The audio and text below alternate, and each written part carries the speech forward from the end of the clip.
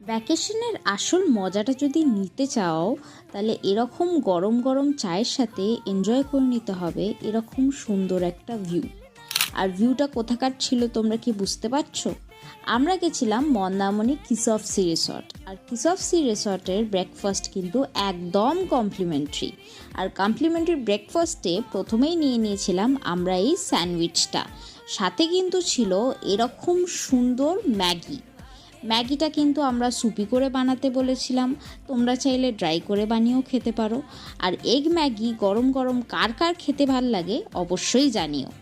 এছাড়াও নিয়েছিলাম এই পুরি সবজিটাও খুব ভালো খেতে ছিল। আমরা একদম গরম গরম পুরি পেয়েছিলাম, অবশ্য ভিডিও করতে গিয়ে একটু ঠান্ডা তো হয়েই গেছে, কিন্তু এই পুরো ভিউটার সাথে এই ব্রেকফাস্টটা করাটা ছিল অসাধারণ। আর লাস্ট শেষ করেছিলাম এই জুসটা দিয়ে। টাটা।